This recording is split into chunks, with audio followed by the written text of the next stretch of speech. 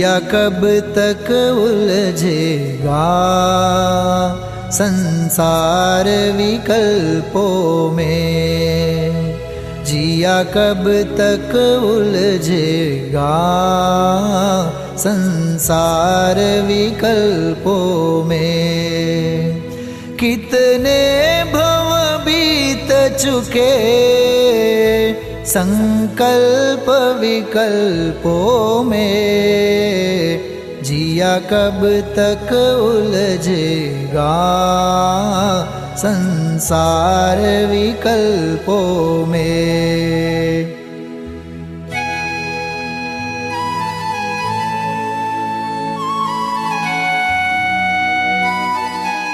विकल्पों में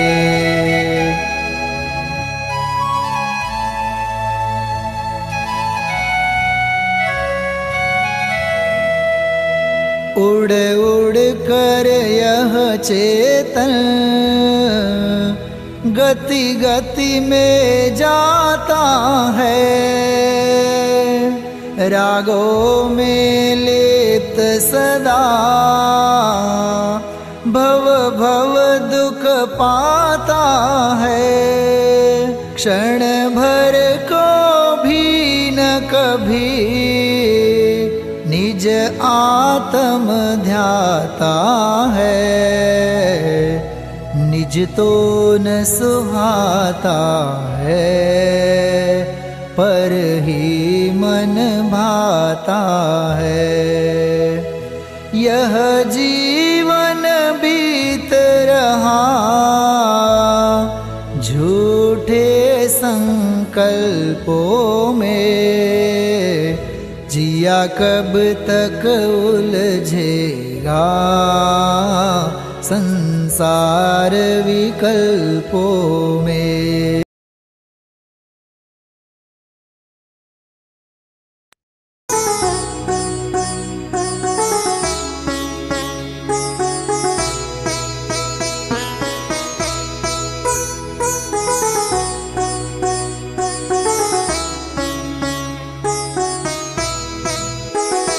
नर रे नर रे नर रे तू चेत अरे नर रे, क्यों मूढ़ विमूढ़ बना कैसा पागल खग रे।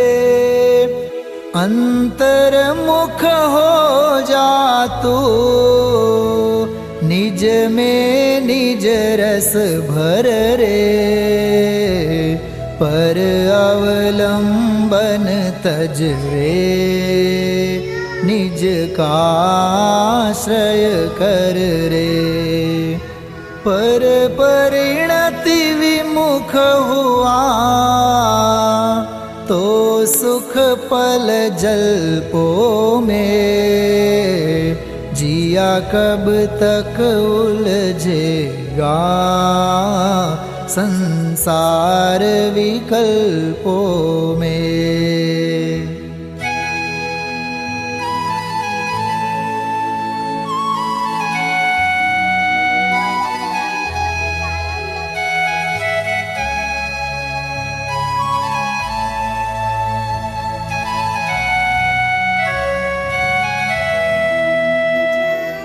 यदि अवसर चूका तो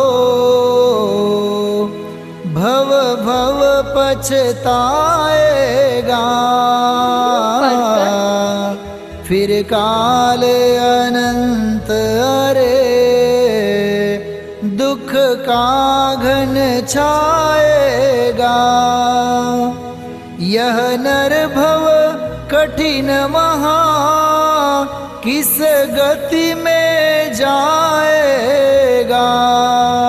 नर भव भी पाया तो जिन श्रुत नहीं पाएगा। अनगिनती जन्मों में अनगिनती कल्पों में, जिया कब तक उलझेगा संसार विकल्पों में। कितने भव बीत चुके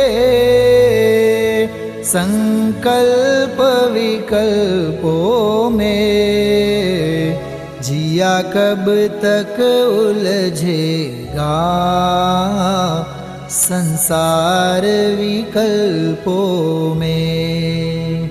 जिया कब तक उलझेगा संसार विकल्पों में।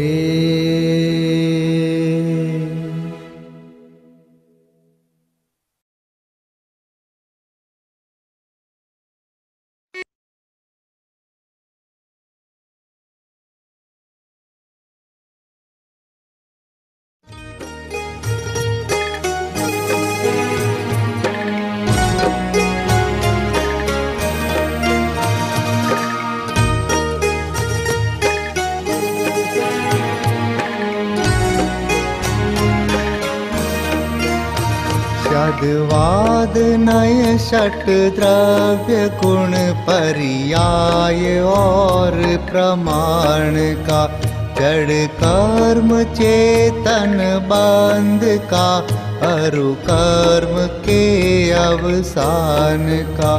कह कर स्वरूप यथार्थ जग का, जो किया उपकार है उसके लिए जिन वाणी माँ को वंदना शत बार है। उसके लिए जिन वाणी माँ को वंदना शत बार है, वंदना शत बार है, वंदना शत बार है।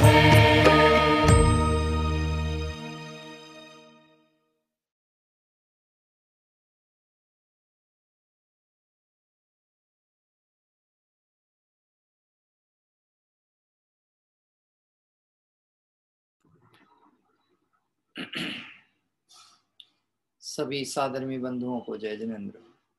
आइए मंगलाचरण पूर्वक स्वाध्याय प्रारंभ करते हैं।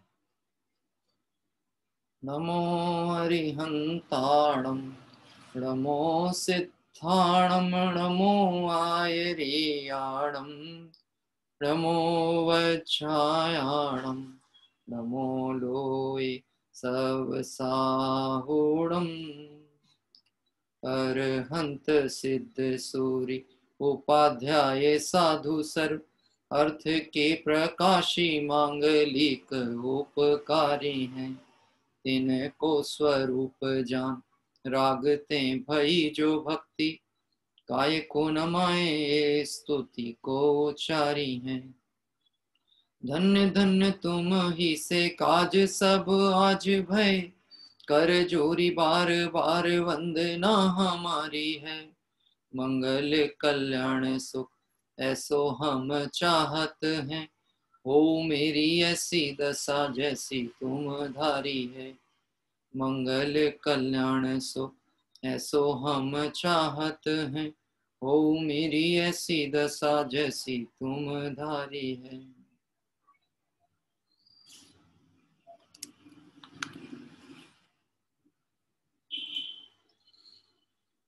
ब्रह्मचर्य निर्देशिका, इस विषय पर हमारी चर्चा विगत दिवसों से चल रही है। बहुत ही सुंदर और मार्मिक विचार बिंदु आदरणीय बड़े पंडित साहब रविंद्र जी साहब आत्मन के द्वारा उल्लेखित किए गए हैं, जो कि जिनवाणी के आधार पर एक गृहस्थ की भूमिका में हम कैसे ब्रह्मचर्य स्वरूप की आराधना करके और ये मोक्ष मार्ग में आगे बढ़ सकें, ऐसी भावना से ये चर्चा अपन कर रहे हैं।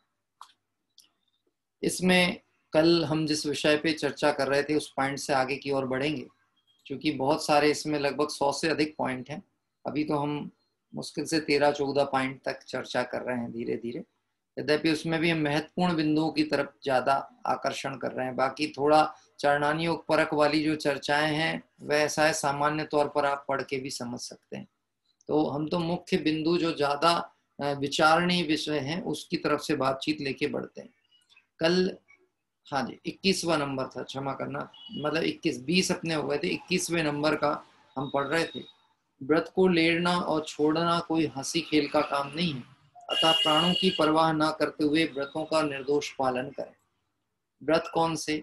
ब्रह्म स्वरूप की आराधना के परिणाम वाले, यानी ब्रह्मचर्य भावना वाले व्रत। अब वह व्रत कौन से हैं? तो देखा जाए तो जो श्रावक के अष्टमूल गुण हैं, वहीं से हम यदि कहें तो व्यवहार व्रतों की संज्ञा हम कह सकते हैं गृहस्थ की भूमिका में। निश्चय व्रत तो कब होते हैं? जब जीव को सम्यक दर्शन हो जाए। सम्यक दर्शन के बिना ज्ञान और व्रत, ज्ञान और चारित्र्य नाम प्राप्त नहीं करते। यानी जो क्षयोपम ज्ञान भी है, यह सम्यक ज्ञान नाम तब प्राप्त होता है जब सम्यक दर्शन हो, और क्षयोपम ज्ञान को सम्यक ज्ञान नहीं कहा। वह ज्ञान जो स्वसन्मुखता से आत्मस्वरूप का निर्णय करने के लिए जागृत है, और जो पर को पर, स्वा को स्वा, भेद विज्ञान पूर्वक वस्तु स्वरूप का निर्णय करता है, उस ज्ञान को यहाँ पर सम्यक ज्ञान कहा। पर ये कब संभव है? जब सम्यक दर्शन प्रकट हो जाए तब। तो प्रथम में प्रथम क्या होगा? प्रथम में प्रथम होगा क्या, वो करना क्या है कि सम्यक दर्शन की प्राप्ति करना इस पर्याय में सर्वप्रथम आवश्यक शर्त है। इसके बिना ज्ञान सम्यक नहीं है, चारित्र भी चारित्र नाम नहीं पाता।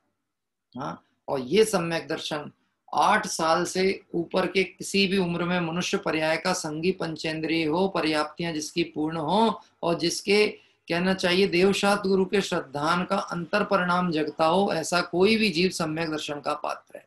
मनुष्य पर्याय की अपेक्षा से कह रहे, तिर्यंच पर्याय की अपेक्षा भी सम्यक दर्शन का पात्र है। क्या कह रहे? संगी पंचेंद्रिय होना चाहिए सम्यक दर्शन का पात्र। यहाँ पे कोई ऐसी शर्त न कही कि जैन कुल उत्पन्न होगा तो ही, ऐसा समझना पूर्व संस्कार के वशीभूत होकर के भी कितने ही जीवों को पूर्व में जो उन्होंने जैन धर्म के अनुकूल आचरण किया था, देवशात गुरु का श्रद्धान किया था, वो काय कारण प्रसंग बनाकर प्रत्यभि ज्ञान कारण बन जाए और उन्हें जाति स्मरण आदि ज्ञान हो, पूर्व भाव का स्मरण आ जाए, सम्यक दर्शन प्राप्त कर लेते। आपको इसका प्रत्यक्ष उदाहरण देखना हो तो जब तीर्थंकर का जन्म होता है, बाल तीर्थंकर का, तो नरकों में कुछ क्षण के लिए शांति होती है, कुछ क्षण के लिए वातावरण में जो विहलता है वह शांत हो जाती है। वहां का कहना चाहिए जो कष्ट रूप वातावरण है वह शांति में परिणत होता है। बस इतनी देर में कितने ही जीव अपने स्वरूप की एक झलक देखकर, स्वरूप श्रद्धान कर, देवशात गुरु के भक्ति का महात्म्य जानकर सम्यक दर्शन प्राप्त कर लेते। इससे एक बात निश्चित ही समझना चाहिए, सम्यक दर्शन सिर्फ स्वरूप सन्मुखता और देवशात गुरु के सम्यक श्रद्धान के आधार पे होने वाली चीज है। इसमें समय बहुत नहीं लगता। क्या कह रहे हैं? क्योंकि नरकों में कितने समय अवसर मिला, कुछ पल के लिए शांति हुई, इतने में सम्यक दर्शन प्रकट कर लिया। अच्छा, प्रकट करने का जो त्रिकाली साधन था वह शुद्धात्मा गायक उनके पास है कि नहीं? नरक के जीवों के पास था। तिर्यंच गति में संगी पंचेंद्री के पास वह शुद्धात्मा है कि नहीं? ये शुद्धात्मा ने, आत्मा तो सभी जीवों में है, जीव तो आत्मा बिना है ही नहीं कोई। मनुष्य गति में आप और हम हैं, हमारे पास भी वह आत्मद्रव्य है कि नहीं?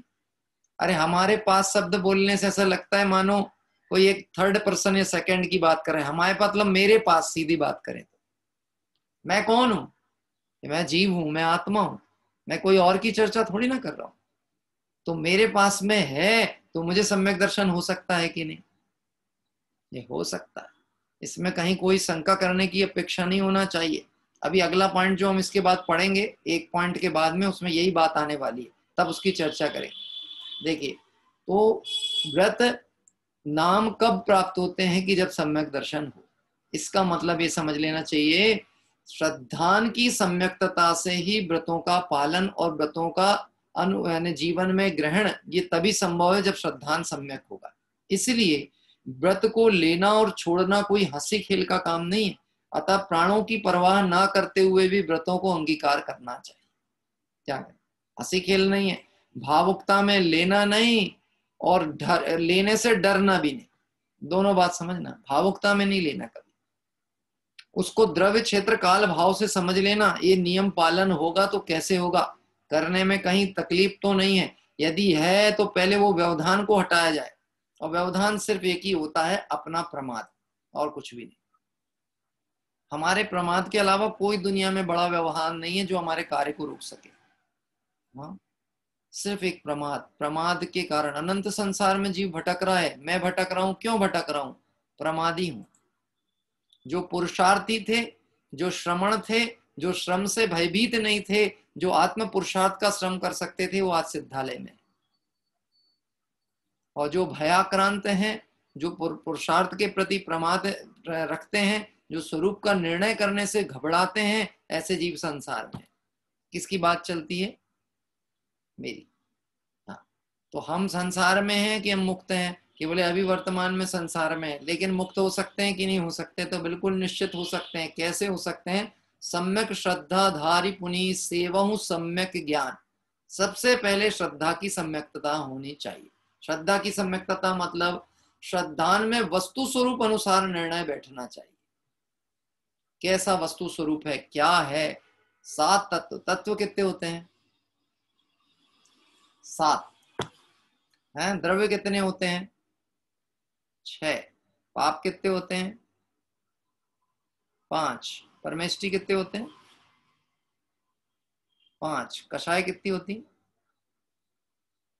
4। गतियां कितनी होती हैं? रत्नत्रय कितने होते हैं? हाँ, कर्म कितने होते हैं? अभी जितनी उंगलियां हैं पूरी उपयोग कर लो आपके पास, क्योंकि बोलने की जरूरत है नहीं। हाँ, पदार्थ कितने होते हैं? पदार्थ 9। 4 दूनी 8 और 1 9। एक हाथ में ये 5 और एक में ये 4, 9। धर्म कितने होते हैं? धर्म धर्म कोई कहता है ऐसा, कोई कहता है ऐसा, कोई कहता है ऐसा। मूल की बात आती है वहां पर थोड़ा कंफ्यूजन होता है। धर्म 10 धर्म की अभी चर्चा हुई थी। एक तो फिर उसके बाद रत्तु साहबो धम्मो, ये तो अलग बात है। 10 गुणों की तरफ से चर्चा कर रहे थे। हाँ, देखना, ये जितनी बात आपने कही है, ये आपने कही है कि वीतरागी भगवान ने ऐसा ही बताया है। सर्वज्ञ की वाणी में ऐसा ही आया जैसा आपने कहा। बस अब श्रद्धा ये हो जाए, ये बात सही है। तत्व 7 होते हैं, उसमें प्रयोजन भूत तत्वों में मैं जीव तत्व प्रमुख हूं, इतना श्रद्धानुआ सम्यक दर्शन हो गया। विश्व की सबसे सरलतम घटना का नाम सम्यक दर्शन होता है। क्या कह रहे हैं? विश्व की सबसे सरलतम घटना का नाम सम्यक दर्शन है, जिसको जीव ने अपनी कल्पना लोक के कारण सबसे कठिन बना के रखा, अपनी मिथ्या मान्यता के कारण। मैंने एक दिन आपको कुछ प्रैक्टिकल करके बताया था, पूछा था, तो आपने उसका उत्तर भी सही दिया था। फिर से पूछ लें।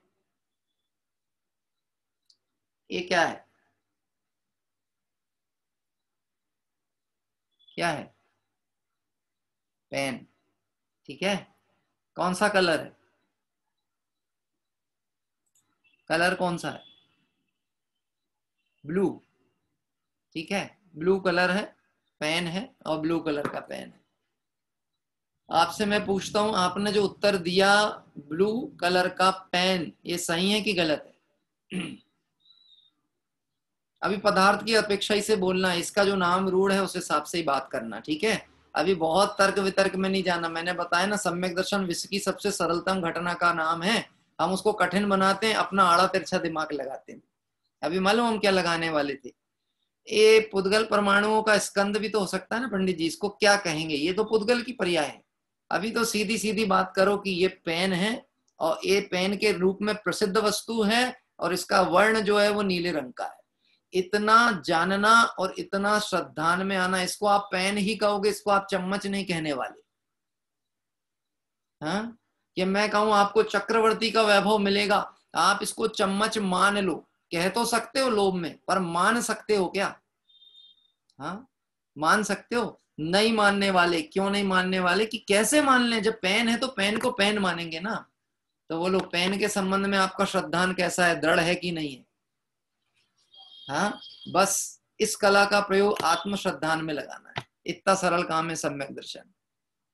हाँ, मैं कैसा हूं कि मैं एक शुद्ध सदा अरूपी ज्ञान दृग हूं यथार्थ से। इतनी लंबी परिभाषा नहीं, तो मैं जीव हूं, मुझ में ज्ञान है, मैं ज्ञान से जानता हूं। ज्ञान स्वाभावी आत्मा का नाम जीव है, तो मैं कौन हूं? ज्ञान स्वाभावी आत्मा हूं। इतना मानना और इतना श्रद्धान करना, मैं जीव हूं, मैं द्रव्य कर्म नहीं हूं, नौ कर्म नहीं हूं, भाव कर्म नहीं हूं, पर्याय नहीं हूं, पर्याय नहीं हूं, मैं मनुष्य नहीं हूं, मैं त्रियंच नहीं हूं, मैं नारकी नहीं हूं, मैं देव नहीं हूं, मैं अल्प ज्ञान वाला नहीं हूं, मैं बहुत ज्ञान वाला नहीं हूं, मैं पाप के उदय से रहे। तो ये वेद प्रवेदों से हटाकर पर्यायों से पार देख ले आप स्वयं भगवान है, इतना देखने का नाम सम्यक दर्शन।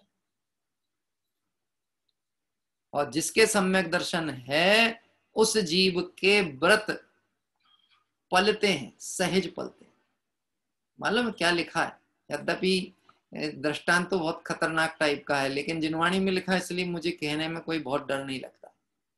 हाँ, जिन आज्ञा विरुद्ध कहने का भय तो है, जिन आज्ञा अनुसार कहने में भय नहीं। मुनिराज के 28 मूल गुणों का पालन होता है ना, 28 मूल गुणों का पालन, तो व्रतों का पालन होता है। तो किसी विद्वान ने तो ऐसा दृष्टांत मैंने सुना था, कहाँ से दिया मुझे नहीं मालूम, उन्होंने ऐसा लिखा जैसे हलवाई होता है ना, हलवाई, तो हलवाई के भोजन बनता है, हलवाई के मिष्टान बनता है तो मिष्टान बनता है तो बाकी चीजें तो उसकी इधर उधर कहना चाहिए, जो वो रहती ना, बर्तन साफ होंगे तो उसमें जो नीचे का जमा होगा मिठाई का थोड़ा बहुत अंश जला हुआ वो निकलता ही है। तो जहां पे डाला जाएगा वहां पर तिर्यंच गति, वहां तो शब्द ही दिया था उनने तो, हाँ, वो शब्द में नहीं प्रयोग करना चाहता, कौन स्पेशल जाति का जीव जो वहां पर घूमते ही फिरते मिल जाएंगे, ऐसा लिखा था। हाँ बोलो, उनको पालना पड़ता है कि वो अपने आप पलते हैं हलवाई के घर के सामने? हलवाई के घर के सामने पालना पड़ता है उन पशुओं को पलते हैं, स्वयं आते हैं स्वयं पलते हैं। मुनिराज 28 मूल गुणों का व्रत नहीं पालन करते, सम्यक श्रद्धानी है, आत्म श्रद्धानी है, उनके व्रत पलते हैं।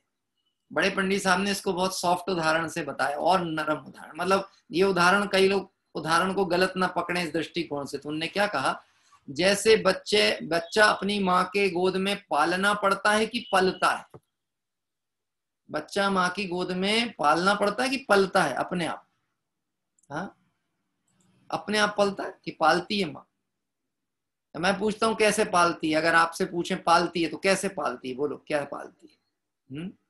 बच्चा तो कुछ बोल नहीं सकता, तो माँ उसकी भाषा समझती कि नहीं, कि इसको कब भूख लगी है, कब इसको तकलीफ हो रही है, कि क्या ये कहना चाहता है, तो माँ वो बातों को समझ जाती कि नहीं समझ जाती? तो पालती है कि अपने आप पलता रहता है? कि अपने आप पलता है। ऐसे ज्ञानियों के व्रत सहज पलते हैं, खींचतान भी नहीं होती है, वो सहज पलते हैं, और साथ ही साथ हंसी खेल समझ के नहीं पालते। ज्ञानी व्रतों के प्रति बहुत गंभीर होते हैं।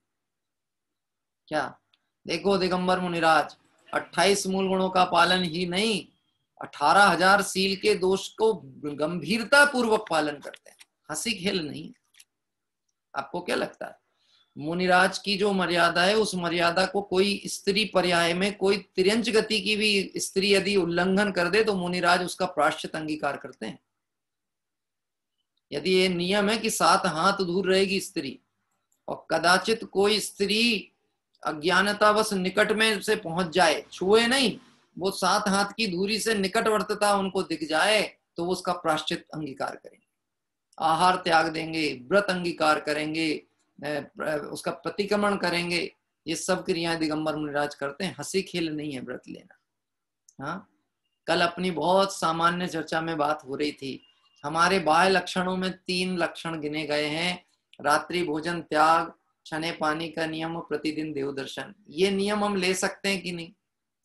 ये तो वर्तमान परिवेश में पूछना पड़ता है कि ले सकते हैं कि नहीं, लेना चाहिए कि नहीं, नहीं तो इसके बिना तो जैनी शब्द लागू च ना हो, व्यवहार जैनी पना लागू ना हो। हाँ, ये कोई अच्छी चीज थोड़ी ना है कि जैनियों के पूछ में पूछा जाए आपको चलता है क्या। हाँ, समझ गए आप चलता है का क्या मतलब है? हाँ, रतन जी ने पूछा आहारचर्या के वक्त तो स्त्रियां महाराज के सन्निकट में होती हैं, फिर क्या होता है? आपको पता है जब मुनिराज आहारचर्या के लिए आचार्य से आज्ञा लेकर के निकलते हैं, उस समय आंकड़ी अंगीकार करते हैं, मौन पूर्वक नगर में आते हैं। आहारचर्या करने के बाद, जाने के बाद पहले में पहला कार्य होता है प्रायश्चित अंगीकार करना। सबसे पहला कार्य होता है प्रायश्चित लेते हैं मुनिराज से, अपने आचार्य से। दूसरी बात, मुनिराज के आहार वृत्ति को 7 तरीके से गिनाया गया है। तो मुनिराज के गोचरी वृत्ति होती है, मुनिराज को ये नहीं पता होता है कि उनके हाथ में आहार किसने रखा। क्या कह रहे हैं? आहार किसने रखा ये मुनिराज को नहीं मालूम। और ये समझ लेना, विकार का संबंध दृष्टि से होता है। किससे होता है? दृष्टि से। जब दृष्टि ही नहीं पड़ी और उन्होंने तो जीव मात्र देखा, चैतन्य आत्मा है, जीव मात्र, दृष्टि में नजर ही नहीं डाला कि स्त्री है कि पुरुष है।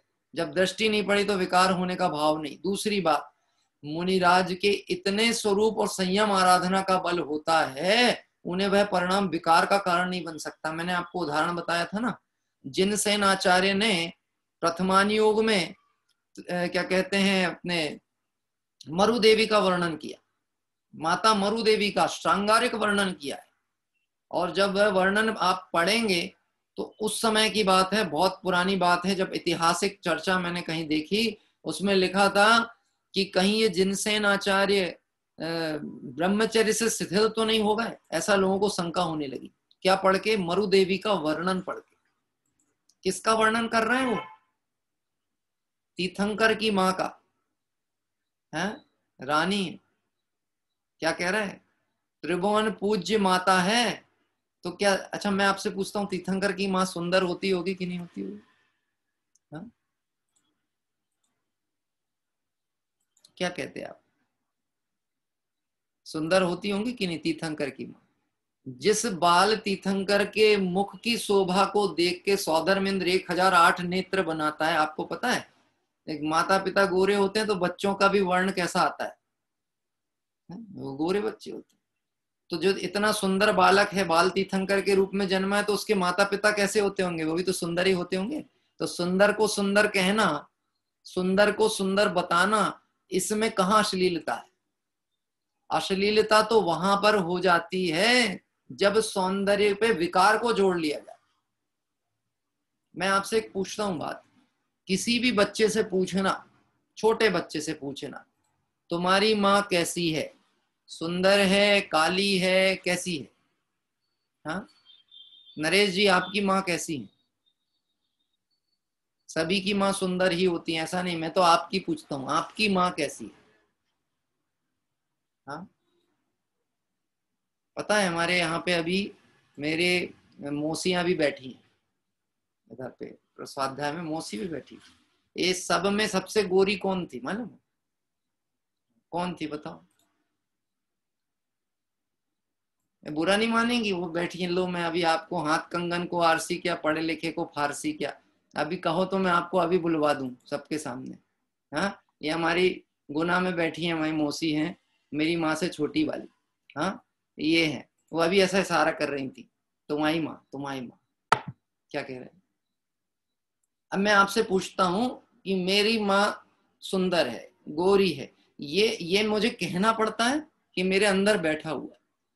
और हर बच्चे को अपनी माँ सुंदर ही दिखती है, क्योंकि उसकी सौंदर्यता का परिचय वो माँ के रंग रूप से नहीं करता है, माँ के साथ उसका जो ममत्व भाव है उससे करता है।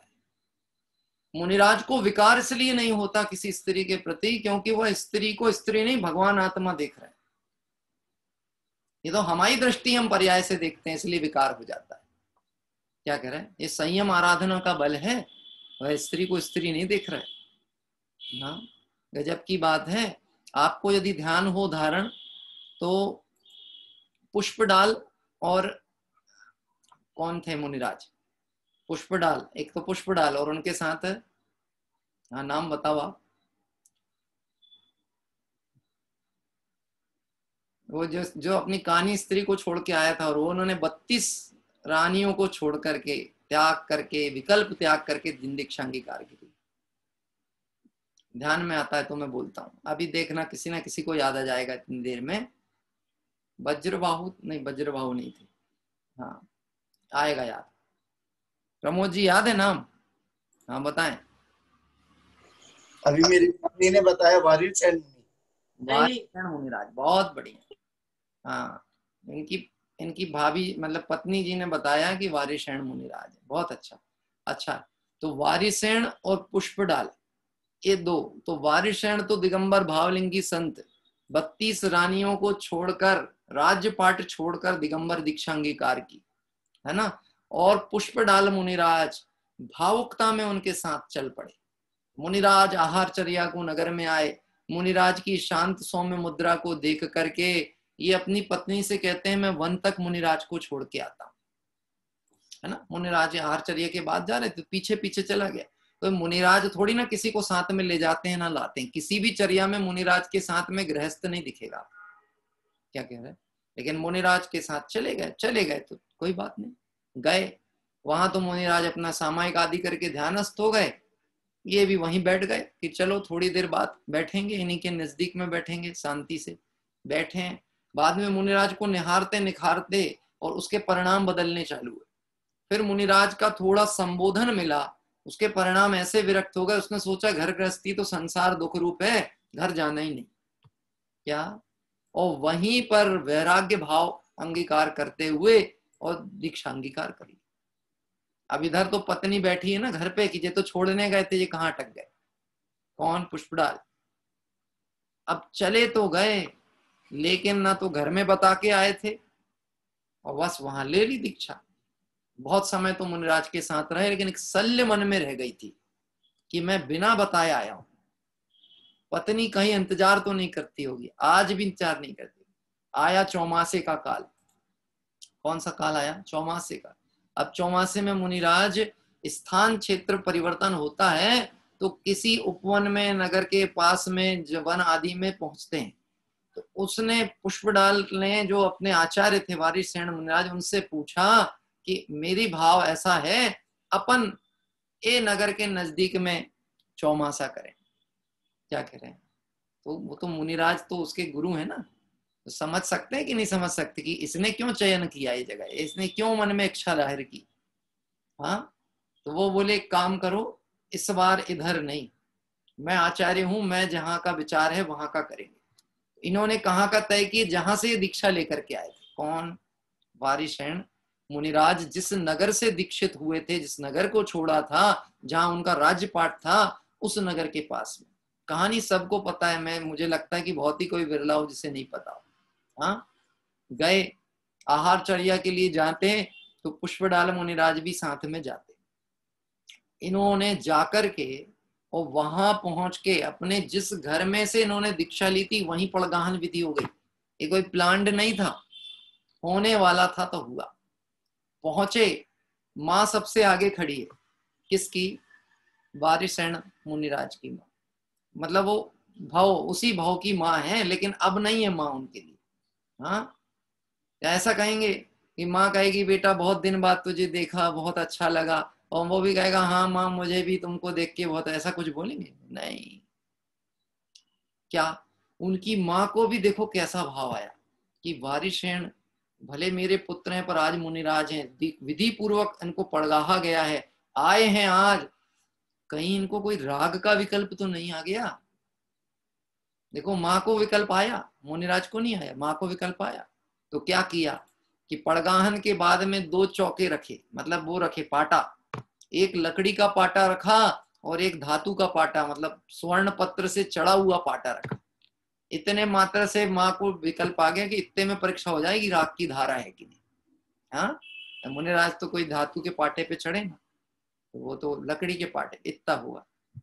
साथ में पुष्पडाल मुनिराज का पड़गाहन भी वहीं। हाँ, अब मैं आपसे पूछता हूं, इसके बाद मालूम उन्होंने क्या कहा वारिसेन मुनिराज कि आपकी जो बहुएं हैं ना, क्या बोला? आपकी बहुएं, ऐसा नहीं बोला मेरी छोड़ी गई पत्नियां जितनी भी हैं, आपकी जो बहुएं हैं उन्हें श्रृंगार के साथ में, मतलब जैसी आपकी कुल वधुएं होती हैं श्रृंगारित, तो उनके साथ में उपस्थित करें। अब सोचो पुष्पडाल मुनिराज को क्या लग रहा होगा, उनको तो शल्य बैठी थी ना अपनी स्त्री के प्रति, कौन सी कि मैं बिना बताए आया। हाँ, वो शल्य, तो उनको लगा अरे देखो ये हमारे गुरु हैं, इनको भी तो विकल्प आ रहा हो, क्या बोल रहे हैं कि आपकी बहुओं को बुलाओ। आप समझ सकते? हाँ, कुछ नहीं किया, बस आहारचर्या होके लौट पड़े। पुष्पडाल मुनिराज से बोला, बाद में आचार्यों से चर्चा होती ना, मंत्रणा हुई होगी, कोई बातचीत, तो पूछा तुमने उस घर में देखा, वहां पर जो रानियां थी वह कैसी थी, सुंदर थी कि नहीं थी, कैसी थी आपकी दृष्टि में, कैसी थी? हाँ, तो वो बोलते हैं कि अपने मुनि अवस्था में ऐसा विकल्प शोभा देता है, अपन क्यों देखेंगे कि कौन कैसा है? हाँ, क्या कह रहे हैं, कौन कैसा है? देखो वचन व्यवहार में तो ऐसा है, लेकिन अंदर शल्य क्या पड़ी हुई थी, मैं अपनी स्त्री को बिना बताया आया, बिना बताया आया, बिना बताया। यद्यपि देखो इसमें मैं कोई राग का पोषण नहीं बता रहा हूं कि अभी स्त्री पति राग है, लेकिन एक शल्य थी उतनी, फांस तनक सी तन में साले, उतनी सी शल्य भी रहे तो आचार्य कुंद कुंद स्वामी कहते हैं श्रवण जाए निगोद में, उतनी शल्य है तो निगोद जाएगा श्रवण, मर के। हाँ, आप समझ सकते हो दिगंबर मुनिराज को चलते फिरते सिद्ध क्यों कहा गया है कि वह वहां पर जीव को जीव देख रहे हैं, व्रती हैं, महाव्रती हैं, 18,000 के सील दोष पालन कर रहे हैं। बस इतने में आंख खुल गई पुष्प डाल की। धन्य है मुनिराज का ये मार्ग, धन्य है। यहाँ पे सर्व सुंदर स्त्रियों को छोड़कर उनका विकल्प नहीं आया। और मेरे को एक कानी स्त्री का शल्य चलता था, कानी स्त्री थी उसकी, एक आक्षी थी, एक आंख वाली कानी थी, उसका शल्य था, इनको शल्य नहीं है। धन्य है, मार्ग तो यही अलौकिक। बस वहां प्राश्चित अंगीकार किया और दृढ़ता से मुनि धर्म की आराधना की। देखो प्रश्न किया था मैंने, इतनी चर्चा इसलिए कर दी कि मुनिराज स्त्रियों को आहार लेते हैं तो उन्हें दोष लगता है कि नहीं लगता? हाँ, तो नहीं लगता। क्यों नहीं लगता है? क्योंकि एक तो विधि व्यवस्थाएं ऐसी हैं कि बहुतायत स्त्रियां मुनिराज से दूरी ही रखती हैं, और कदाचित किसी ने आहार अगर उनको रख भी दिया तो मुनिराज गोचरी वृत्ति से आहार लेते हैं, इसलिए उन्हें पता ही नहीं रहता है कि किसने हाथ में आहार रखा। उनकी दृष्टि सिर्फ ग्रास पे होती है, जो हाथ में रखा गया है ग्रास, किसने दिया इससे कोई लेना देना नहीं। हाँ, चर्चा वार्ता नहीं होती है, संकेत नहीं होते हैं, नजरें नहीं मिलती हैं। क्या कह रहे हैं? चर्चा वार्ता नहीं होती गृहस्थ के साथ मुनिराज की। आहार चर्या के बाद मुनिराज घर में रुकते नहीं एक सेकंड के लिए भी। हाँ, एक सेकंड के लिए भी नहीं रुकते हैं, तुरंत आहार चर्या पूर्ण हुई और सीधे वनगमन, बिना कोई बात किए मौन लेके आते हैं, मौन लेकर के जाते हैं। इतनी सावधानी से व्रतों का आराधना प्रवर्तन मुनिराजों के होता है। अपनी बात चल रही थी, व्रतों को लेना और छोड़ना ये हंसी खेल का काम नहीं है, अतः प्राणों की परवाह न करते हुए व्रतों का पालन करना चाहिए। देखिए अगले पॉइंट पे आते हैं। चर्चाएं में से चर्चाएं निकलती हैं तो कहीं ना कहीं अपन जाते हैं, लेकिन वो कुछ ना कुछ प्रयोजन से संबंधित ही होती है। वीतरागी देवशास्त्र गुरु धर्म प्रयोजन भूत तत्वों एवं निज ध्रुव शुद्धात्मा का सूक्ष्मतया परीक्षा पूर्वक आगम एवं युक्ति से निर्णय कर वेद ज्ञान पूर्वक सम्यक श्रद्धान करें। वाक्य थोड़ा लंबा है, सरलता से समझ सकेंगे हम। वीतराग देव शास्त्र गुरु धर्म और प्रयोजन भूत तत्व, सम्यक दर्शन जिन्हें प्राप्त करना हो, जिन्हें सम्यक दर्शन प्रकट करना हो, उनको क्या करना चाहिए? तो सम्यक दर्शन में देव शास्त्र गुरु का श्रद्धान और वीतरागी धर्म, जिसको हम कहें 4 मंगल 4 उत्तम 4 शरण, इसका सम्यक श्रद्धान होना चाहिए व्यवहार सम्यक दर्शन के लिए। और उसके बाद निश्चय ध्रुव शुद्धात्मा का भी श्रद्धान होना चाहिए। एक तो पंच परमेष्टि, वीतरागी भगवंत, धर्म और एक आत्मा, इन 2 का श्रद्धान है तो सम्यक दर्शन निश्चित होने वाला है, जिससे कहीं मूढ़ता, अंधविश्वास और रूढ़ी रूप प्रवर्तन ना हो। देखो कहां पर होता है मिथ्यात्व का पोषण, अपनी खबर नहीं हो और भगवान की खबर नहीं हो, 2 जगह पे गड़बड़ी होगी तो निश्चित ही मिथ्यात्व में जाएगा। अपनी खबर नहीं हो तो अग्रहित मिथ्यात्व, और देवशास्त्र गुरु की खबर ना हो तो ग्रहित मिथ्यात्व। बात ख्याल में, दो जगह खबर होना चाहिए। हाँ, एक भजन की पंक्ति बोलता हूं मैं, इसी लाइन पे से लिखी थी, इसी भाव के आधार पर लिखने में आई थी। चेतन निज परिणति को निज में ही लगा रखना, चेतन निज परिणति को निज में ही लगा रखना, सिद्धों से मिलन होगा ये भाव सदा रखना। हो, सेठों से मिलन होगा, ये भाव सदा रखना। अपनी भी खबर रखना। अब ये जो पॉइंट है ना, स्व और पर का निर्णय वाला है ना, देवशाद गुरु, वो पंक्ति, अपनी भी खबर रखना, सिरिजिन का पता रखना। सिरिजिन मतलब वीतरागी देवशाद गुरु, अपनी खबर यानी अपना शुद्ध आत्मा। हाँ, इन दो की खबर रखना, बाकी सबको भूल जाओ तो चलेगा और नुकसान नहीं होने वाला। मैं कहता हूं याददाश्त अच्छी तेज होना चाहिए कि कमजोर होनी चाहिए? कैसी याददाश्त चाहते हो आप? हाँ, याददाश्त अच्छी होना चाहिए, मजबूत, कमजोर? अच्छी याददाश्त हो, लेकिन याददाश्त में तो ये भरा इसने मेरा बुरा किया था, इससे हिसाब किताब बराबर करना है। हाँ? ये याददाश्त क्या काम की है? इससे अच्छी तो वो कम याददाश्त ठीक रहती है, वो कम स्मृति अच्छी है, जो जल्दी भूल जाते हैं। जैसे बच्चे लोग, क्या कह रहे हैं, बच्चे लोग लड़ते भी हैं और 2 मिनट के बाद में फिर साथ में भी घूमते दिखते हैं। ऐसे ही होता ना बच्चों के। हाँ, लड़ भिड़ लिए, छीना झपटी कर लिए, धक्का मुक्की कर लिए और फिर बाद में पहुंच गए खेलने साथ में। और बड़े लोगों के साथ क्या होती है कि अगली क्षमावाणी तक इंतजार करते हैं। हाँ, अगली क्षमावाणी तक क्षमा मांग लेंगे साहब, आने दो, टाइम आने दो, देखते हैं उनका परिणाम बदलता है कि नहीं बदलता।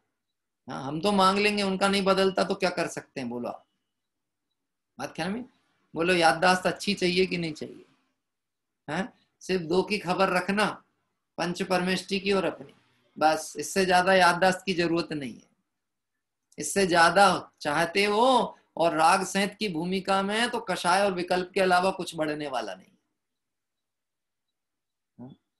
ऐसा कहे कि बहुत जिनवाणी का अभ्यास करे, लेकिन प्रयोजन भूत को भूल गया, वो क्षेपसम काम का नहीं है, बोझ कहा जाता है। बोले पंडित जी रोज प्रेरणा करते हो, स्वाध्याय करना चाहिए, पढ़ना चाहिए, जिनवाणी का पठन पाठन करो, फिर आप अभी कह रहे हो क्षेपसम बोझ है। तो क्षेपसम बोझ कब कहा गया? कि अपनी और उनकी खबर नहीं रख रहा है तो बोझ है। और अगर अपनी और उनकी खबर रख रहा है तो उनकी महिमा जितनी गाएगा, जितना गुणानुवाद करेगा, जितना स्वाध्याय करेगा, उन्हीं की महिमा बढ़ने वाली, आत्मा की महिमा बढ़ने वाली। हाँ, जैसे मैं आपको एक एग्जाम्पल में प्रश्न पूछूं, गोमट्ट सार जीव कांड और गोमट्ट सार कर्म कांड, 2 नाम है ना ग्रंथ में, गोमट्ट सार जीव कांड और गोमट्ट सार कर्म कांड। अपन शब्द की व्याख्या से समझे, गोमट्ट सार जीव कांड, तो जीव कांड में किसकी चर्चा होगी? जीव की, है ना, जीव के वेद प्रभेद परिणाम, इसकी चर्चा। वो कर्म कांड में किसकी चर्चा होगी? कि वो कर्म आदि की होगी। तो मैं पूछता हूं कि वो जीव कांड ज्यादा महत्वपूर्ण है पढ़ना कि कर्म कांड पढ़ना महत्वपूर्ण? ज्यादा प्रभावी कौन सा होगा, वजनदार ग्रंथ कौन सा होगा, जीव कांड की कर्म कांड? गजब की बात है, जहां जीव की व्याख्या की गई है वहां भी जीव को ही लक्ष्य में लाने का प्रयोजन है, और जहां कर्मों की बात बताई गई है वहां कर्मों से भिन्न भी जीव का ही परिचय कराने का प्रयोजन। प्रयोजन तो एक ही है, लक्ष्य तो एक ही है, बस अब बात यह है कि आप कैसे उस तक पहुंच पाते, है ना। देखिए अगला पॉइंट, वस्तु स्वरूप का कभी अपवाद या अवर्णवाद यानी निर्दोष को दोष लगाना नहीं, कभी ना करें। वस्तु स्वरूप का कभी अवर्णवाद ना करें। अपने से ना सदता हो, ना पलता हो तो भी स्वच्छंदता की बातें कभी नहीं करें। क्यों साहब? जैनियों के में अभक्ष त्याग के अंतर्गत चर्चा आती है द्विदल का त्याग। द्विदल का त्याग, है ना, द्विदल समझते हैं ना आप सभी लोग, तो खैर परिचित ही हैं द्विदल से, यानी दाल और दही के संयोग से बनने वाली चीज। हमें मैंने बहुत मोटी बात कही है, बाकी तो क्रिया कोश आदि में गोरस के साथ ही द्विदल बता दिया है, गोरस से ही द्विदल कह देते हैं। मैं तो मोटे में बहता हूं, पापड़, दाल और उसके साथ दही का संयोग हो गया, अभी मोटे में बोलते हैं। तो इसको द्विदल को अभक्ष की श्रेणी में रखा है। अभक्ष मतलब इसको मांस की श्रेणी में रखा है, आलू आदि के बराबर नहीं रखा, मांस के बराबर रखा है। किसके बराबर? मांस के बराबर। दही बड़ा, हाँ कैसा लगता है? बड़े कैसे लगते हैं? बड़े सुना है मैंने ऐसा, बड़े अच्छे लगते हैं, बड़े अच्छे लगते हैं, और दही डाल दो तो और ही अच्छे लगते हैं। परंतु उसको खबर है, हम एक वेजिटेरियन शाकाहार का प्रचार होता है, उसके अंतर्गत मेरे पास टी शर्ट्स वगैरह हैं, उसके पहनने की टी शर्टें रहती हैं, तो उसमें लिखा रहता है my stomach is not a graveyard, I am a true vegetarian. मेरा पेट जो है वो कोई शमशान ग्रह की कब्र नहीं है, मैं ट्रू वेजिटेरियन हूं, मतलब मैं शुद्ध शाकाहारी हूं। ये बात वो कह सकता है जिसको इस बात का ज्ञान हो। जिसके जीवन में अभी द्विदल चलता है उसको मांस त्याग नहीं है। क्या कह रहे हैं? एक थाली में 2 जन बैठ के भोजन करते हैं, मांस के बराबर का दोष है।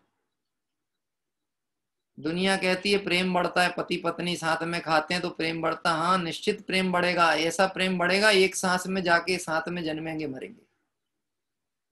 जन्म जन्म का रिश्ता निभाना था ना, झूठा खा खा के, तो अब वो वहां जाकर के एक ही शरीर के अंदर अनंत जीव पड़े हुए, जन्म रहे मर रहे। ये वस्तु स्वरूप है, इसको वस्तु स्वरूप का अवर्णवाद नहीं समझना, इसको ऐसा नहीं समझना अपने, ये तो भाई सब बोलने को है, डराने को बताते हैं बात। क्या कह रहे हैं? वस्तु स्वरूप का वर्णवाद नहीं करना। नई सदता हो तो कमजोरी जानकर अपनी सावधानी करना परिणाम की, इसकी हंसी नहीं उड़ाना। हाँ, आपको याद है मैंने एक कहानी सुनाई थी, पाठशाला के बच्चों को कहानी सुनाई जाती है, रात्रि भोजन की चर्चा आई थी ना, तो वो जो लोगों ने रात्रि भोजन नहीं किया था और जो लोग रात्रि भोजन कर रहे थे, तो उनने क्या हंसी उड़ाई थी? है, उनने हंसी ये उड़ाई, बहुत आए बड़े धर्मात्मा, रात्रि भोजन नहीं कर रहे, यहाँ से मर के सीधे स्वर्ग जाएंगे। ऐसा लिखा है वो कहानी में, पाठशाला की कहानी में ये लाइन डली है, आप पढ़ के देखना, यहाँ से मरेंगे तो सीधे स्वर्ग जाएंगे। आगे फिर लिखा जिन्होंने रात्रि भोजन किया और भोजन में जहर था तो वो सब तबीयत बिगड़ने लगी, बेहोश होने लगे, दूसरों को स्वर्ग पहुंचाने वाले स्वयं स्वर्ग जाने की तैयारी करने लगे। ऐसा लिखी है लाइन, आप पढ़ के देखना, पाठशाला की पुस्तक बाल बोध में है कहानी, रात्रि भोजन त्याग, दूसरों को स्वर्ग पहुंचाने वाले खुद स्वर्ग जाने की तैयारी करने। मैं प्रश्न पूछता हूं, रात्रि भोजन करने वाले स्वर्ग जाएंगे कि कहाँ जाना चाहिए रात्रि भोजन करने वाले? हाँ, अगर रात्रि भोजन वाले स्वर्ग जाने लगेंगे तो फिर मंद कषाय संयम की आराधना में जो जीव पूर्ण पुरुषार्थ नहीं कर पाते वो कहाँ जाएंगे? हाँ? वो कहाँ जाएंगे? ये संयम की आराधना कर रहे हैं, दिगंबर मुनि दीक्षा अंगीकार की, व्रतों का पालन किया, लेकिन थोड़ी कमजोरी बस पूर्णता नहीं हो पाई, वह स्वर्ग जाते हैं। और जो परिणामों की निम्रता का प्रयोग होता है वह नरक जाते हैं। हाँ, और जो परिणामों के बल पे स्वरूप का निर्णय श्रद्धान कर लेते हैं वो मोक्ष जाते हैं। सारा खेल परिणामों का है ना। हाँ, तो आप विचार करना, अवर्णवाद नहीं करना। आपसे नहीं बनता हो तो ये आपकी कमजोरी है। जिनवाणी में राजमार्ग की चर्चा आती, अपवाद मार्ग की नहीं आती। तो वस्तु स्वरूप को वैसे स्वीकार करना, अवर्णवाद नहीं करना, विपरीत नहीं जाना, अपवाद नहीं करना। अपवाद मतलब एक तो राजमार्ग होता है और एक होता है आपका डायवर्शन मार्ग जो हम और आप स्वयं निकाल लेते हैं। जैसे मैंने इस विषय में आपसे बहुत चर्चा की है पहले भी, फिर भी स्मरण कराने को कहता हूं। फरारी, फलाहारी, ये कहीं से कहीं तक राजमार्ग नहीं है जैन दर्शन में। हाँ, जैन दर्शन में है ही नहीं, राजमार्ग में उल्लिखित ही नहीं है। अब नहीं साहब चलता नहीं है, अभी तो काल दोष ऐसा है, कमजोरी है, सहनन है, तो वो सब चीजें आपकी जो टर्म्स कंडीशन है वो आप अपने पे लागू रखो। इसको धर्म का चोला मत पहनाओ, इसको धर्म के नाम पे मत करो। क्या कह रहे हैं? इसको धर्म के नाम पे नहीं करो। आप बिल्कुल निश्चित ही स्वीकार करो ये मेरे जीवन की कमजोरी है और कमजोरी को सुधारना है। देखिए, वस्तु स्वरूप का कभी अपवाद या वर्णवाद नहीं करना। इस विषय पे मैं एक पॉइंट और आपको संकेत करना चाहता हूं। इस अवर्णवाद की चर्चा में अपने रत्नकर्ण श्रावकाचार्य में श्वेतांबर मत समीक्षा की बात आई है, क्योंकि लोग सादृश्य कल्पना में दिगंबर श्वेतांबर को एक मानते हैं। क्या है? सादृश्यता की नाचे, जैन शब्द जुड़ा हुआ है ना, तो दिगंबर श्वेतांबर यानी जैन एक। जबकि देखा जाए तो निश्चित ही आप ये बात समझ लेना, ये अन्य मत ही है, जैन मत है ही नहीं। श्वेतांबर जैन मत है ही नहीं, कहीं से कहीं नहीं है, क्योंकि इसमें अवर्णवाद को पोषित किया गया है। स्त्री की मुक्ति बताइए घर से, झाड़ू लगाते लगाते और केवल ज्ञान हो गया, ऐसा लिखा है।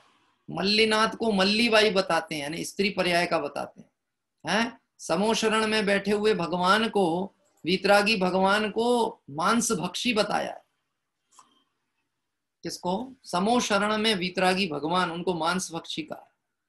और कहूं, हाँ, वहां पर वैयाव्रत के नाम पे अपनी स्त्री गुरु को सौंप देना, ये मुनि की वैयाव्रत कहलाती है, ताकि उसके कोई विकार परिणाम हो तो उसकी पूर्ति हो सके। इसको वैयाव्रत का, ये अवर्णवाद है।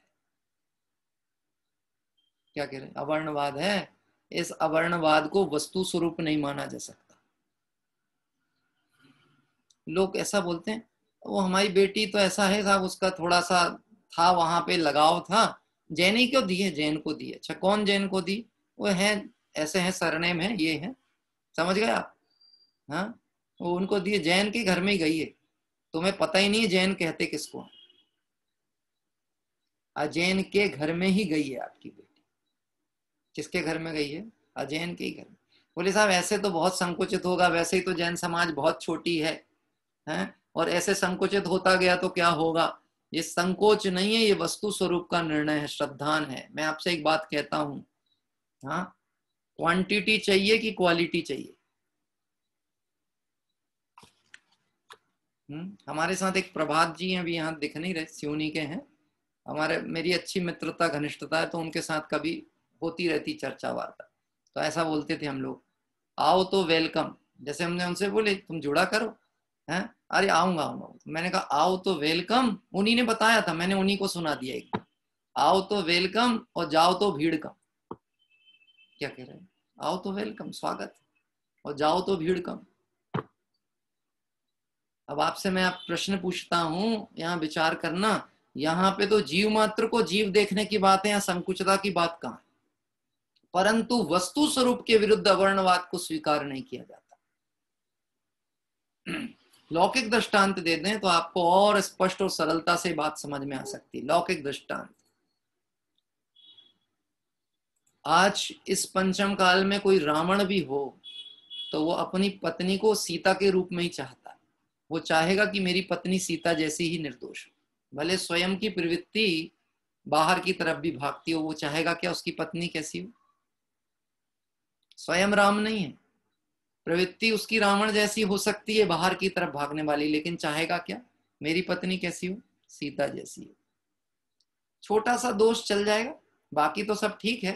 खाना आना तो सब बहुत बढ़िया बनाती है, इस जैसा खाना बनाने वाली कोई नहीं होगी, है? और बहुत सत्कार देती, इज्जत देती, गरम गरम रोटी बना के खिलाती है, सब कुछ अच्छा है। लेकिन सोशल मीडिया ग्रुप में किसी से चैटिंग करती है, बस किसी से, तो बोलो आपको स्वीकार होगा कि नहीं होगा? उसके वो सारे गुण आपको स्वीकृत हैं कि नहीं? हाँ, जयंती लाल जी साहब, मेरी बात ख्याल पड़ती है मैं क्या कह रहा हूँ? हाँ, कि वो एक ही तो छोटी सी कमी साहब, वो तो आदत है, क्या करें, वो तो ठीक है, मित्रता थी उसकी, तो वो थोड़ा बातचीत चलती है, स्वीकृत है। अच्छा, जो नकार किया गया है, निगलेक्ट किया है, वो कितने परसेंट निगलेक्ट है? कितने परसेंट अब आप उसको पत्नी मानने को तैयार हो अपनी? कितने परसेंट? प्रमोद जी, कितने परसेंट मानोगे? कितनी परसेंट? 100%? 100 तो नहीं साहब, थोड़ा सा तो दिक्कत आई है, समस्या आई है। तो थोड़ी है कि पूरी है? पूरी है। ये तो पूरा खेल श्रद्धा का है, विश्वास का। विश्वास है तो गृहस्थी है, और विश्वास इधर से हटा और आत्म श्रद्धान पे आया तो सिद्धालय है। इसको कहते हैं सम्यक दर्शन। पूरा खेल श्रद्धा का है। श्रद्धा कहाँ जा रही है? श्रद्धा स्वरूप सन्मुख है तो सम्यक दर्शन है, देवशाद गुरु पे है तो सम्यक दर्शन है, कुगुरु को देव पे जा रही है तो मिथ्या दर्शन। बात ख्याल में पड़ती है?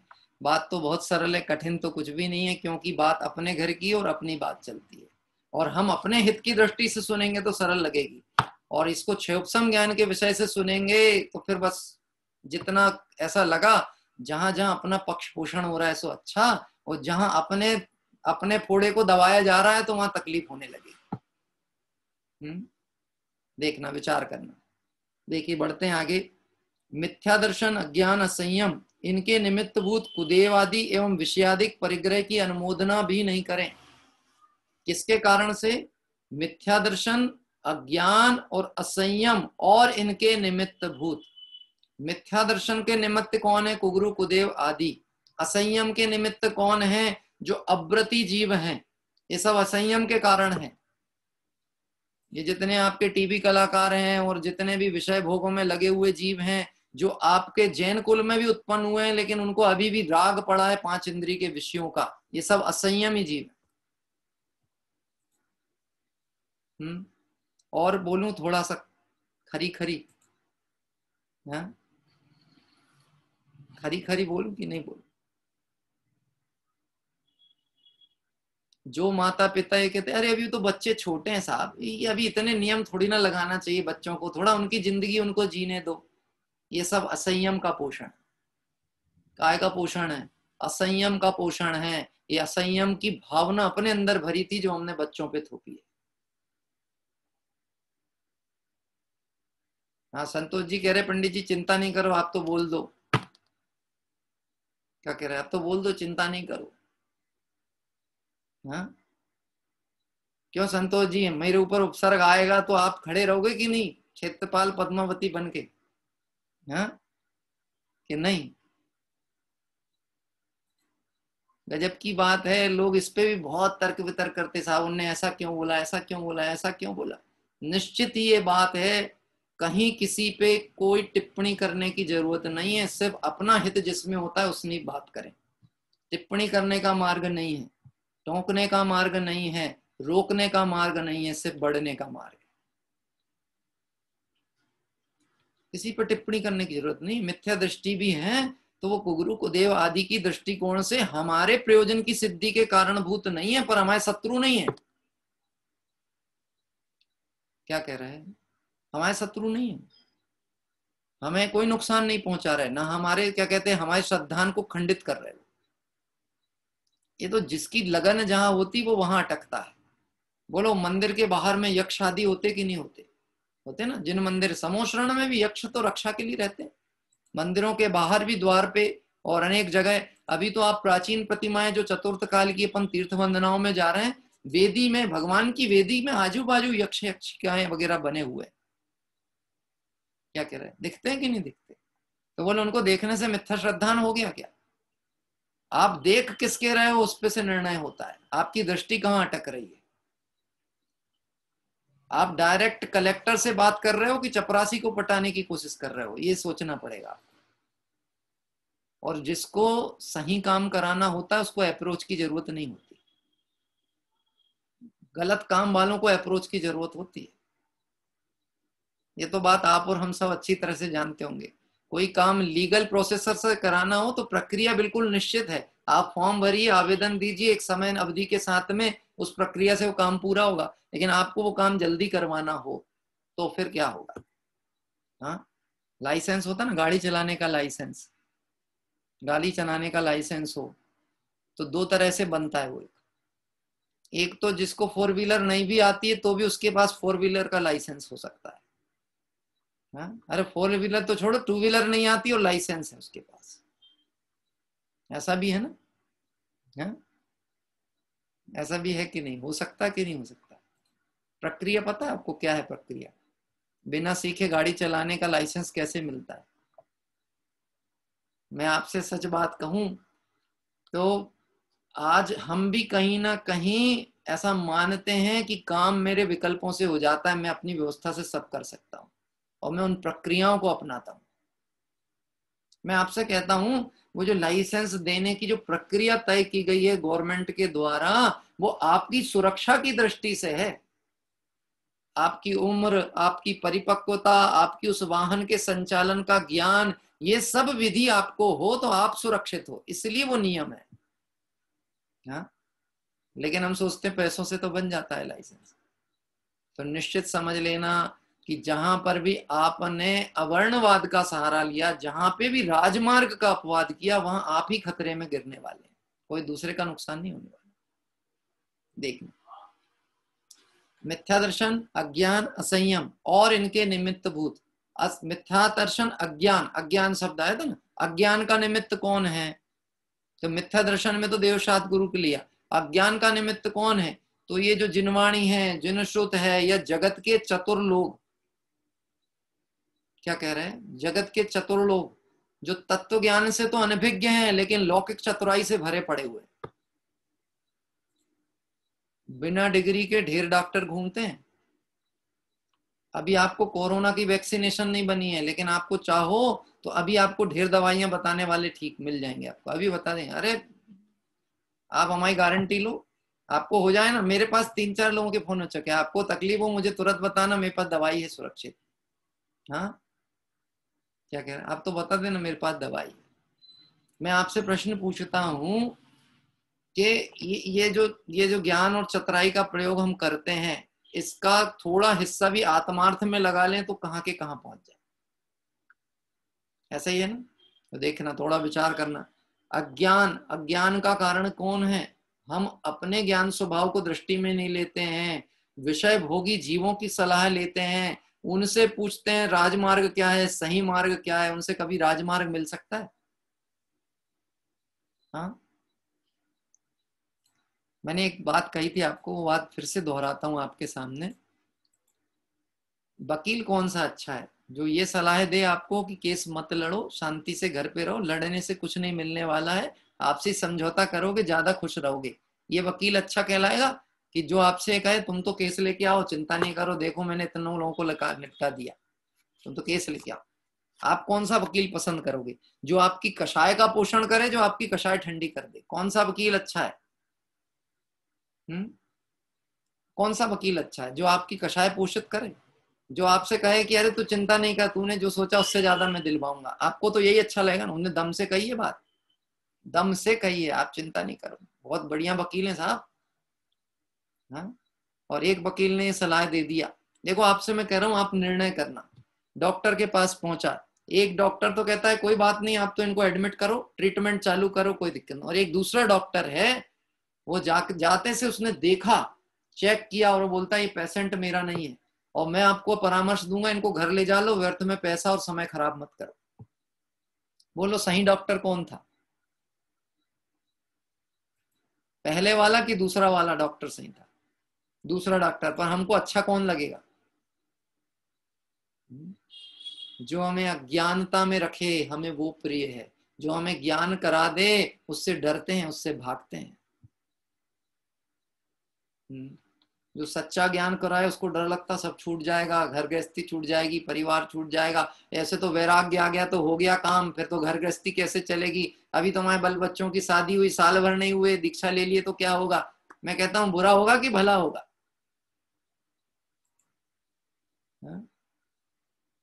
ये तो दृष्टि पे डिपेंड करता है, हमारी सोच क्या है, हमारा दृष्टिकोण क्या है। देखिए, इस तरह से इनके निमित्त भूत कुदेवादिक की और विषयादिक परिग्रह की अनुमोदना भी नहीं करना। ये सब चर्चाएं ब्रह्मचर्य की भावना में आ रही हैं। कुगुरु कुदेव आदि की अनुमोदना नहीं करना, और जो विषय कषाय में लगे हुए जीव हैं इनकी प्रशंसा नहीं करना, इनकी अनुमोदना नहीं करना। ये नहीं सोचना कि हम भैया धर्म में जुड़े, ये देखो कितने मजे से जी रहे हैं, जैन कुल में भी हैं, दुकानदारी कितनी जबरदस्त चलती है इनकी, इन जैसा पुण्यशाली कोई नहीं होगा। बहुतायत हमारे को ये चीज बहुत देखने में आती है, दूसरे को देखते हैं और अंदर ही अंदर दुखी होते हैं ना। हाँ, वो तो धर्म नहीं कर रहे फिर भी उनकी जिंदगी में कोई कष्ट नहीं, वो तो बहुत मजे से जीवन जी रहे हैं। हम तो कितना धर्म करते हैं फिर भी हमारे साथ ऐसा क्यों होता है? पहली बात, तेरी ये सोच 101% गलत है कि सिर्फ तेरे साथ ऐसा क्यों होता है। क्या? पहली बात 101% गलत है। मैं कहता हूं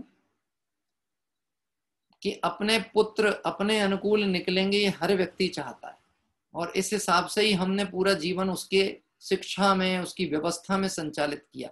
लेकिन कितनों के अनुकूल निकलते हैं? कितनों के अनुकूल निकलते हैं? हाँ, कि थोड़ों के। और मैं कहता हूं जिन थोड़ों के भी अनुकूल निकले हैं तो क्या वह उनको सुखी कर देंगे? अनुकूल भी निकले। जैसे एक तो ऐसा है कि एक बेटा आपकी तकलीफ है, सिरदर्द दुख रहा है और आपके पास बैठे ही नहीं रहा, भाग गया, बैठने तैयार नहीं। एक वो, और एक बैठ के आपका सिर दबा रहा है। आपको किस में ज्यादा अच्छा लगता है? फील काय में बेहतर होता है कि जो मेरे पास बैठ के मेरा सिर दबा रहा है ये मेरा बेटा है, ये मेरा बेटा है, ये मेरे सुख का कारण है। आप समझना, दोनों ही मान्यताएं अज्ञान है, दोनों मान्यताओं को अज्ञान कहा गया, ऐसा ही है ना। इसलिए बहुत सावधानी से विचार करना, विषयादिक परिग्रह की अनुमोदना नहीं करना, इस बात में प्रसन्न नहीं होना कि मेरा बेटा इतना कमाने लगा। आप इस बात का खेद जरूर होना चाहिए, धर्म से दूर हो गया, ये देवशाद गुरु से दूर हो गया, इसको आज भक्ति का भाव नहीं आता, आज इसे मंदिर में बैठने बोलो, पूजा में बैठने बोलो तो आड़ा तिरछा मुंह बनाता है। क्या देखो, भले कोई कहे ना कहे, पर दुखती रग पे जब हाथ रखो तो कुछ सहनशील ऐसे होते हैं जो चेहरे पे तो पता नहीं लगने देते, पर दर्द तो तब भी होता ही। और कुछ ऐसे होते हैं कि दिन का दर्द फूट जाता है तो निकल जाता है, कहीं आंखों से दिखने लगता है, कभी मुंह से निकल जाता है। और कोई कोई ऐसे होते हैं बोलते तो नहीं है लेकिन दर्द तो होता ही है कि नहीं? है क्या ऐसा दर्द थोड़ा बहुत अपने अंदर, कहीं किसी की टीस तो नहीं पड़ी हुई? देखो हो तो देखो, स्वीकार कर ले, मैंने डरना नहीं कभी। स्वीकार होगा तो सुधार के अवसर होंगे, और यदि डरे, स्वीकार करने से डरे तो कभी सुधरने वाले नहीं। बात ऐसी है, अंदर जो सल्ले पड़ी हुई है ना, ऐसा सोचा था कि ये तो ऐसे निकलेंगे, बच्चे ऐसे निकलेंगे, बहू ऐसी निकलेगी, पर निकली नहीं। क्यों नहीं निकली, मैं उसका कारण ये बताता हूँ। एक तो अपना उदय, और दूसरी बात, हमने प्रमाद पूर्वक प्रवर्तन किया, उनके जीवन को यथोचित मार्गदर्शन नहीं दिया, समय रहते उसका निर्माण सही नहीं किया, उसको सतमार्ग पे नहीं लेके आए। उस समय विषय भोगों में लगाया, लौकिक कलाओं में लगाया, लेकिन आत्मज्ञान की कला में नहीं लगाया। आज ये उसका प्रतिफल आपके सामने और हमको देखने को मिलता है। भैया ज्यादा खरी हो गई हो तो भी कोई ऐसा नहीं करना, लौटा देना, फेंकना मत ही। ज्यादा खरी हो जाए ना, कोई तो होगा जिसको खरी पसंद होगी, किसी किसी को ना भी पसंद हो, खरी लौटाना, फेंकना नहीं। और ये बात को धैर्य पूर्वक हमको अपने जीवन में अंगीकार करना है, विचार करना है। यही इस ब्रह्मचर्य निर्देशिका का सुंदर भाव है। आइए हम सभी इस क्रम में, अभी आज मैंने जिनेंद्र भक्ति के लिए किसी को बोला नहीं था, क्योंकि बच्चों की भक्ति जो अपने पास वीडियोस है ना, वो देखने थे। हाँ, पर जिनवाणी स्तुति जो भी कोई लेना चाहेंगे, कोई नए लोग प्रयास करें तो निश्चित ही मैं उन्हें आमंत्रित करना चाहता हूँ। आप हाथ उठा सकते हैं, कोई नए लोग प्रयास करना चाहें जिनवाणी स्तुति के लिए। तो पहला प्रयास जिनका है, नए हैं, तो हम उन्हें अवसर देना चाहेंगे, और फिर उसके बाद में जो भी अन्य कोई भी कहेंगे हम उन्हें बुला सकते हैं। हाँ, आप जल्दी से हाथ उठाएं तो हम बालकों की तरफ बढ़ें फिर। हाँ जी, हमारे रतन जी लेंगे? रतन जी जिनवाणी स्तुति लेंगे? अच्छा ठीक है, चलिए रतन जी दादर से हैं, जिनवाणी स्तुति लेंगे। अभी हम चलते हैं बच्चों की जो बहुत सुंदर प्रस्तुतियां हमको आती हैं छोटी छोटी, उनमें से कुछ की झलक देखते हैं। एक ये वैदेही जैन है, बालिका है, छोटी बालिका है और दिल्ली से। इसका भी कोई छोटे छोटे से पाठ हमको जिन जिन के प्राप्त हुए हैं मैं तो दिखाते चलूंगा, आप स्वयं निर्णय करना उनकी योग्यता क्षमता अनुसार उन्होंने जो प्रस्तुति करें।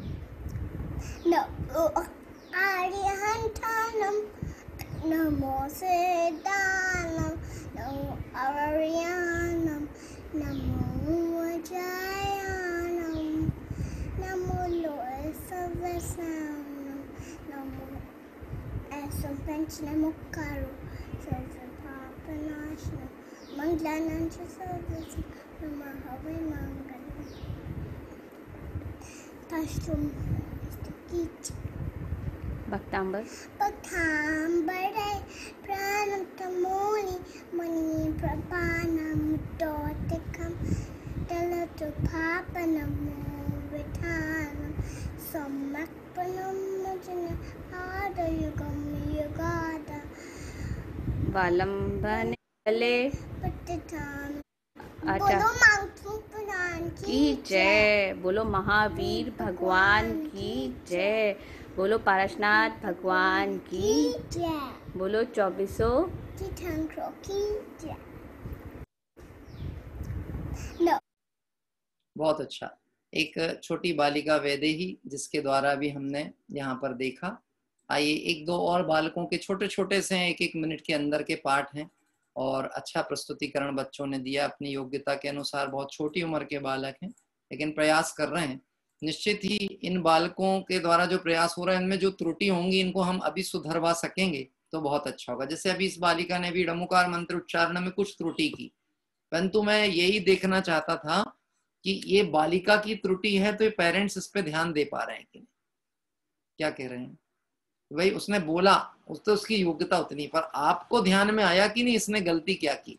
ये गलती अभी सुधरनी चाहिए। ये अभी सुधर जाएगी तो इससे बड़ा पुरस्कार और कोई दूसरा नहीं होगा उसके जीवन के। आइए Jana, my name is Ranjan. I am 4 years old. Veer Babuji, हम संता थाले नित सिद्धार्थ माँ समझे तैये में तैया कावे कुकू का कुका जय गुरु पढ़कर अपने भी विद्वान पावे नित्य आत्मज्ञान गुरु करना उन उनको में से संबंध वीर वीर प्रभु की हम संता थाले नित सिद्धार्थ माँ जय विद्वान जय। बहुत अच्छा। अभी कुछ बच्चों के मतलब हमें वीडियोस तो जो प्राप्त हो रहे हैं, मेरा अनुरोध है कि उनके माता पिता नाम वगैरह अवश्य प्रेषित करें, क्योंकि नाम अगर हमें व्यवस्थित आएंगे तो हम बता भी पाएंगे। अभी जैसे ये जो बालक है इसका नाम मेरे पास नहीं था, लेकिन फिर भी मैंने वीडियो दिखाया ताकि पेरेंट्स उसका नाम प्रेषित करें। आइए एक और बालिका है छोटी सी, खनक नाम है इसका, जो कि बालोतरा कोई राजस्थान है गांव, वहां से इसका वीडियो प्राप्त हुआ है। जय जिनेंद्र, मेरा नाम है खनक जान। मैं आज आपको एक भजन सुनाने वाली हूँ। अच्छा लगे तो लाइक करना। प्रभु ऐसे बस जाओ मेरे मन में, मेरे मन में, जिसे कोई ना देखे जीवन में।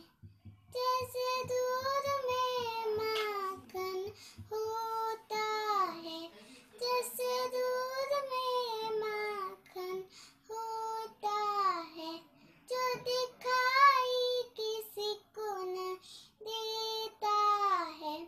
प्रभु ऐसे बस जाओ मेरे मन में, मेरे मन में, जिसे कोई ना देखे जीवन में। जैसे फूलों में खुशबू होती है, जैसे फूलों में खुशबू होती है, जो दिखाई किसी को नहीं देती है। प्रभु ऐसे बस जाओ मेरे मन में, मेरे मन में, जिसे कोई ना देखे जीवन में। जैसे रंगीन लाल में, मेरे मन में, जिसे कोई ना देखे जीवन में। जैसे माँ की ममता होती है, जैसे माँ की ममता होती है, जो दिखाई किसी को न देती है। प्रभु ऐसे बरस जाओ मेरे मन में, मेरे मन में, जिसे कोई ना देखे जीवन में। धन्यवाद। बहुत सुंदर। यही खनक जैन राजस्थान से बालिका थी, इसने भी अच्छा भजन गाया। हे प्रभु बस जाओ ऐसे मेरे मन में, जिससे और कोई ना दिखे मुझे जीवन में। ऐसे छोटे छोटे बालकों की बहुत सारे वीडियो आते जा रहे हैं। मैं अपनी व्यस्तताओं के कारण से उनको व्यवस्थित करने में थोड़ा विलंब जरूर हो रहा है, परंतु निश्चित ही बच्चों का जो भी प्रयास है, हमारा सिर्फ इतना ही उद्देश्य है इनके अंदर जागृति आए और इनके परिवार को भी थोड़ा सा ये भावनाएं, हम इन्हें जो अच्छे से अच्छा सिखा सकते हैं इनके जीवन के लिए वो प्रयास करें, ऐसी भावना रख के अपन ने ये एक छोटा सा बच्चों के लिए प्रयास चालू किया है। आगामी दिवसों में और भी हम वीडियो के माध्यम से देखेंगे। आइए भाव प्रतिक्रमण पाठ करेंगे, इसके उपरांत जिनवाणी स्तुति का पाठ। हे अरहंत प्रभु, मुझसे मन वचन काय द्वारा कृत कारित अनुमोदना द्वारा समरंभ समारंभ आरंभ द्वारा क्रोध मान माया लोभ द्वारा प्रमाद इत्यादि विभावों द्वारा इस भव में या पूर्व भव में सच्चे देवशास्त्र गुरु की अभिनय हुई हो, व्रतों में अतिक्रम व्यतिक्रम अतिचार अनाचार दोष लगाया हो, एकेंद्रिय से लेकर पंचेंद्रिय तक किसी भी जीव की हिंसा हुई हो, विराधना हुई हो, दिन या रात में लगाए सर्व दोषों का पश्चाताप व्यक्त करता हूं, क्षमा मांगता हूं। वह मेरे सभी दोष मिथ्या हों, मैं मुझ में रहूं। इस प्रकार मैं इन सभी दोषों का प्रायश्चित करता हूं। ओम नमः सिद्धेभ्य। आइए जिनवाणी स्तुति के लिए चलेंगे। उससे पूर्व कल प्रातः काल हम जिस मंगल क्षेत्र की तीर्थ यात्रा वंदना के लिए पहुंच रहे हैं उसका नाम है कौशाम्बी। कौशाम्बी उत्तर प्रदेश में छठवें पद्म प्रभु भगवान की गर्भ जन्म तप और ज्ञान कल्याणक भूमि है। ऐसे इस कौशाम्बी नगर की अक्षय क्षेत्र की मंगलमय वंदना और दर्शन के लिए हम कल प्रातः जुड़ेंगे। साथ ही इसके पास में एक निकट में प्रभास गिरी करके भी जगह है। इस प्रभास गिरी जो क्षेत्र है यहाँ पर भी ज्ञान और तप कल्याणक संबंधित घटनाक्रम पद्म प्रभु भगवान के हुए। और इस कौशाम्बी का उल्लेख आपने समाधि मरण पाठ में भी सुना होगा। 32 मुनिराज की जल समाधि इस जगह पर हो गई थी, मतलब जल के प्रवाह में बह गए थे मुनिराज ध्यानस्थ मुद्रा में, और ये वही स्थान है। तो ऐसे स्थान पे कल हम पद्म प्रभु भगवान के कल्याणक महोत्सव मनाने और उन मुनि भगवंतों का मंगलमय स्मरण करने के लिए पहुंचेंगे जिन्होंने समाधि पूर्वक देह का त्याग इस स्थल से किया था और आगे पुरुषार्थ करके निर्वाण श्री आदि को प्राप्त किया। आइए अभी हम सभी जिनवाणी स्तुति के पाठ के लिए चलते हैं। हमारे रतन जी साहब दादर मुंबई से हैं, उनके माध्यम से जिनवाणी स्तुति का पाठ होगा। जय जिनेन्द्र। जय जिनेन्द्र साहब। धन्य धन्य वीत रागवाणी, अमर तेरी जगह कहानी। चिदानंद की राजधानी, अमर तेरी जग में कहानी। धन्य धन्य वीत रागवाणी, अमर तेरी जगह कहानी। उत्पाद व्यय अद्रव्य रूप, वस्तु बखानी सर्वज्ञ भूप। स्यादवाद तेरी निशानी, अमर तेरी जमे कहानी। धन्य धन्य वीरागवाणी, अमर तेरी जगह कहानी। नित्य अनित्य अरु एक अनेक, वस्तु संचित वेद अभेद। अनेकांत रूप बखानी, हर तेरी जग में कहानी। धन्य धन्य वीतरागवाणी, अमर तेरी जग में कहानी। भाव शुभाव बंध स्वरूप, शुद्ध चिदानंद मुक्ति रूप। मार्ग दिखाती है वाणी, अमर तेरी जग में कहानी। धन्य धन्य वीरागवाणी, अमर तेरी जग में कहानी। चिदानंद चैतन्य आनंद राम, ज्ञान स्वामी निजाम राम। स्वाश्रय से मुक्ति बखानी, अमर तेरी जग में कहानी। धन्य धन्य वीतरागवाणी, अमर तेरी जग में कहानी। चिदानंद की राजधानी, अमर तेरी जग में कहानी। जय जिनेन्द्र। बहुत सुंदर जिनवाणी स्तुति हम सभी के कंठ पर बसी हुई है। धन्य धन्य वीतरागवाणी, अमर तेरी जग में कहानी। आपको पता है इसके लेखक कौन है, जिनवाणी स्तुति के? किसने बनाई? ऐसे शब्दावली प्रयोग तो हमको ऐसा लगता है कि कोई प्राचीन कवि की है, पर ये अभय जी साहब की लिखी हुई जिनवाणी स्तुति है। धन्य धन्य वीतरागवाणी अमर तेरी जग में कहानी। और जहां तक मुझे विदित है, जब वह अपना शास्त्रीय अध्ययन करते थे उसके उपरांत ही जो प्राथमिक रूप में मैंने लेखन जब प्रारंभ हुआ था उनका, उस समय ये बहुत सुंदर जिनवाणी स्तुति का उद्घाटन हुआ था। धन्य धन्य वीतरागवाणी अमर तेरी जग में कहानी। ऐसी जिनवाणी स्तुति के माध्यम से हम सभी ने अभी माँ जिनवाणी का स्तवन किया। आइए 3 बार ओंकार मंत्र का पाठ करते हुए कायोत्सर्ग करेंगे। नमो अरिहंताणम नमो सिद्धाणम नमो आयरेयाणम नमो वच्छायाणम नमो लोए सर्वसाहूणम नमो अरिहंताणम नमो सिद्धाणम नमो आयरेयाणम नमो वच्छायाणम नमो लोए सर्वसाहूणम नमो अरिहंताणम नमो सिद्धाणम नमो आयरेयाणम नमो वच्छायाणम नमो लोए सर्वसाहूणम। जय बोले द्वादशांगमय जिनवाणी माता की जय हो। वीतरागी जैन शासन की जय हो। अनंतानंद सिद्ध परमेष्टि भगवंतों की जय हो। कल प्रातःकालीन जो पूजा है उसके आमंत्रणकर्ता के रूप में हमारे सिवनी मोक्षु मंडल के कुछ परिवारजन हैं, जिनकी सूचना कल प्रातःकाल पूजा में ही दी जाएगी। और अभी थोड़ी देर से आपको लिंक का मैसेज भी पहुंचने वाला है।